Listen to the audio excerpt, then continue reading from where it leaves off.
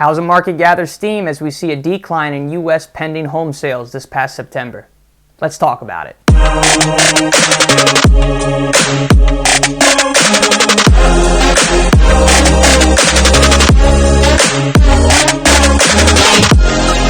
And welcome back. Hey there guys, I'm Woodrow Gregg at the Gregg Group LLC, your favorite red-headed realtor of all of Northern Virginia. Thanks for joining me on today with another segment of In the Know, current real estate news, where we over at MGG like to provide videos of current real estate news and articles to keep you consumers informed. So on that note, let's dive right in. U.S. pending home sales fell 10.2% this past September for its fourth straight monthly drop. Now, pending home sales reflect transactions where a contract was signed for an existing home sale, but it's not closed yet. Economists view it as an indicator for the direction of existing home sales in subsequent months. The fall in pending sales is also preceded by a drop in mortgage application activity. In a previous video of ours, we discussed that as the rates or the mortgage rates were topping 7%, we saw a serious drop in mortgage application activity, and these are the lowest we've seen since 1997. And pending sales have fallen throughout all of the four U.S. major regions.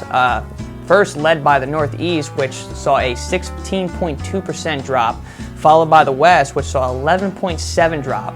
And then the Midwest, where we were hitting at a 8.8% drop, and then followed by the last, the South, leading a 8.1% drop.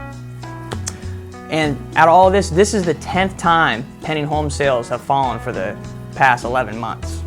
Now, I know some of you are asking, what does this tell me about what's going on in the housing market right now? Well, the big picture here, guys, is that the housing market has stalled. We may be at a stalemate. And this makes complete sense, especially with rates at or above 7%. Like, buyers aren't buying and sellers are having a hard time attracting bids. Sales have dropped to such an extent that it's actually slowing down economic activity in the second quarter.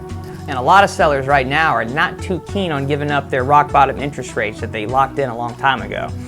And so that means that not enough new supply is hitting the market either. And according to the Federal Housing Finance Agency, a quarter of all homeowners have mortgage rates less than or equal to 3%, leaving a very vast majority, up to at least 93% of people of all homeowners, locking in rates right near 6% or below. And with the Federal Reserve hiking those interest rates to address the inflation, this is leaving the housing market with very few sellers and even far and fewer buyers in between. And with rates doubling from what they just were a year ago, it's leaving people with, let's say, a $300 mortgage.